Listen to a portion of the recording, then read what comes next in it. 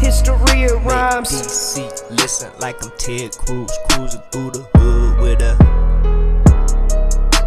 shirt that say you could choose anything you wanna do. No vaccine, dude. Like I was Steve Dace writing on the Fauci and bargain. Here's the Fauci and booster. History of rhymes. Nah. What they doing? Trying to experiment on you? You a guinea pig? History of rhymes. Heard they don't experiment on animals with this shampoo. How they gonna put this in me and you? Tell her nah. Just say no to you. Just say no to drugs. Like I was Chad Prather on the blaze. What? Yeah. History of rhymes. Like I was in Texas. I ain't never been to Iowa. Steve Days, what's the message? Pull up. Yeah. Nah. All the gain of motion. Text message. History of rhymes. Wuhan lab.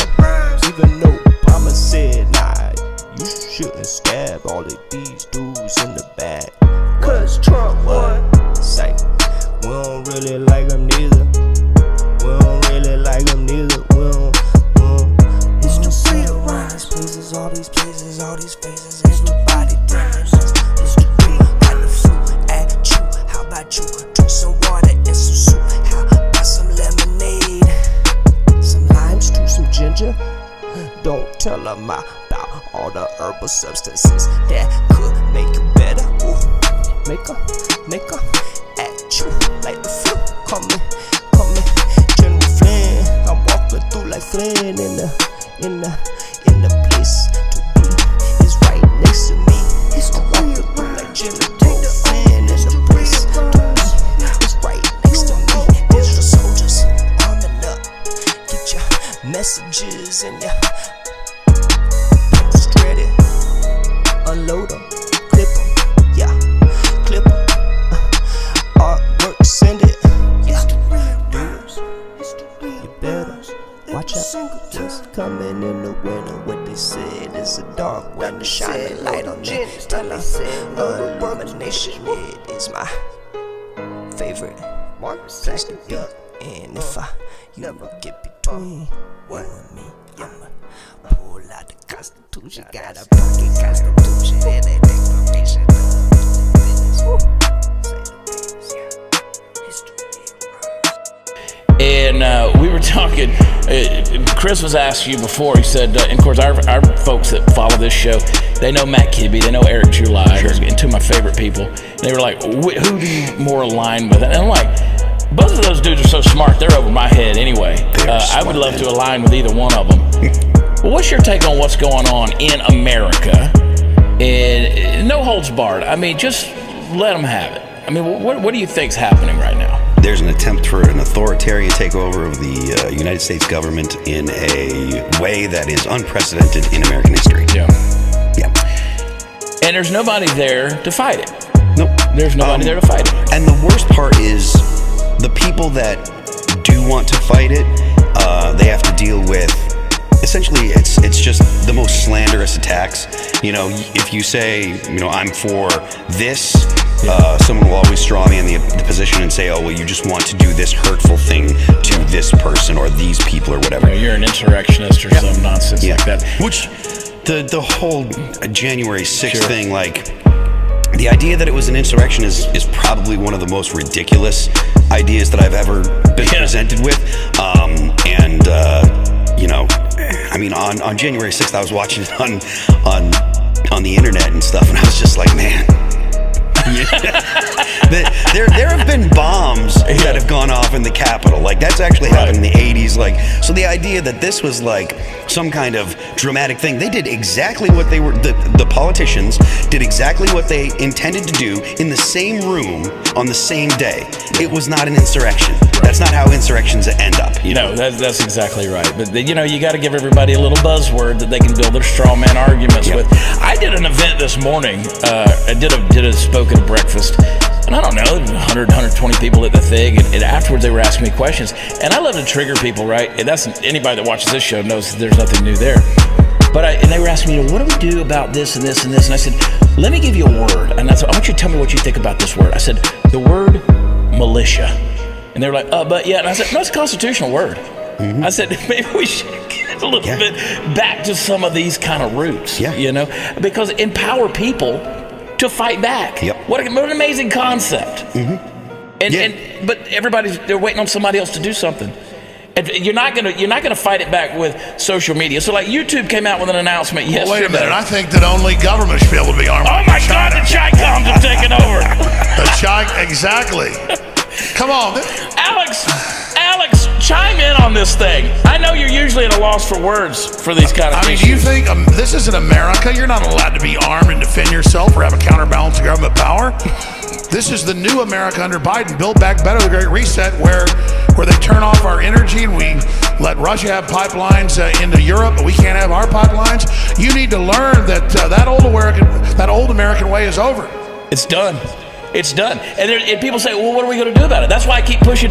We had Daniel Miller on the show last night talking about Texas secession, talking about Texas independence, Texas sovereignty. Secession is not a terrible idea. It's not. They've been reconstituting borders and nations and states for millennia. Well, the globalists have seceded America away from us. That's exactly right. By the way, I'm stalking this guy. Well, listen, what I'm talking about. Alex Jones in my pocket nowadays. I was with him on Monday, here last night, here today. You're gonna be living on the other side of Joe Rogan before long. You guys, it's gonna be keeping it all in the neighborhood. Hey, listen, Alex, I gotta tell you though, you have popped up 5 times in the last week. Either somebody's wearing your shirt, they come walking up to me, and I'm like, I gotta call Alex. I don't know why, but I gotta call Alex. I'm gonna get you back on my show. I need to. You know I'm running for governor, man. You did a great job the time you were on. I was super drunk. So I quit drinking finally. We could have the exact same conversation. I hung up my Spurs. Have you? Yeah. Are you good? Are you good to go with that? Yeah, I was drinking a little too much. Yeah, well, I do that. I still do that. Hey, well, yeah, you're in control. Yeah, plus, you don't look like Stay Puft the Marshmallow Man. I switched from whiskey to tequila about a year ago. See, you're cutting back. I'm cutting back. I'm keeping it clear these days. Somebody will say I'm racist for saying that. No, it's true. The clear liquor has a third the calories or so. 100%. Yeah. God, I love tequila. Don't tempt me. You know I'm running for governor in this state. I support you for governor. Thank you. I'm running against Greg Abbott, dude. I'm tired of these nonsense politicians. You need a lot of fire under his ass. That's when people should support you. He's been trying to copy more and more old. He was really bad a year ago or something. He's been trying to copy DeSantis. No, I know. He puts his finger in the air to see what's going on. I asked some folks this morning at that breakfast I was talking about. I said, does anybody know where Florida sits in terms of rankings of property taxes? Nobody ever knows. I'm like, you know why you don't know? Because you got a guy like DeSantis in Florida who's a good leader. And you don't pay attention to crap like that because you know that with good leadership, that stuff gets taken care of. They're ranked 24th, by the way. We're 41st. But we focus on those kind of things because they become out-of-control issues in the state of Texas because we got poor leadership. Well, that's right. And the Democrats have taken over all the major cities with their election fraud.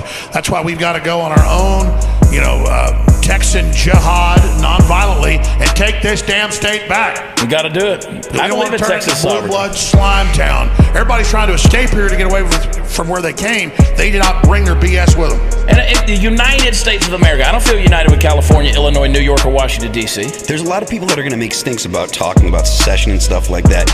An Article 5 Convention of States can make it legal. Yep. We can amend the Constitution, and we can do it completely independently of Washington, D.C. Right. More people need to be aware of that. I like a cultural secession, a Velvet Revolution, where we just culturally pull out a system. I love you guys. I hope you'll both come down to Austin on my show, but regardless, I love you, and it's awesome to see your studio here up close. It's pretty, ain't it? I love it. Love you, Alex Jones. You know what? Somebody said to me the other day, they were talking about Alex. We were at an event, and I said, people could say this or whatever. I said, but the guy, he's never wrong. He's never wrong, Alex. Love you, baby. You never know who's going to pop in. He's never wrong. He'll go ahead and start going off about something, and then you'll Google up. There's that little piece of truth that started him on, and you're just like, okay. Always over the target, that guy. And good for him. Not drinking. And you don't drink? No. God, I drink enough for both of you guys. That's okay. Someone's got to. Someone's got to make the booze go away. I know, right? I'm trying to help y'all. I appreciate it. I did. I had to quit the whiskey. Like, that's not whiskey in that jar right there. Let me move this beautiful book cover right here. See, that's not whiskey. We drank all of that whiskey and filled it up with Coke and water just for the prop. Because that bottle of whiskey lasted about a day when it came in here. So anyway, treated it right this is the then. kind of thing. You bring up a good point. Like, at what point in time are we going to fight for freedom? At what point in time are we going to say, you know what, let's quit being worried about the words? I tell people, I say, look, you're going to be called a racist, you're going to be called a bigot, and all of these things, a seditionist, an insurrectionist, a misogynist, a xenophobe, homophobe, you name it. Just go ahead, whatever. If they're going to label you, but you still got to fight for freedom. Those terms are used to make people afraid to speak their mind. Yeah. And the more people that are actually throwing those terms around and using them and calling people names and stuff, in my opinion, it's actually better because people become desensitized. Yeah. When people do things that are obviously not racist or say things that are obviously not bigoted, and then someone throws, says they're some kind of bigot, it doesn't have the sting because you're like, I know that's not bigoted. Like, you can call me whatever you want. I know that I'm not a hateful person that's looking to hurt other people's lives and have some kind of hierarchy in society where one group is held to a higher standard or a lower standard than others. And if you're comfortable with yourself, then you really don't worry about what people call you. I had someone a while back, a few years ago, they want to say racist. They said, they're calling me a racist. I said, do your best friends call you a racist? No. Well, then why do you care what a stranger says? Yeah. They're just trying to label you.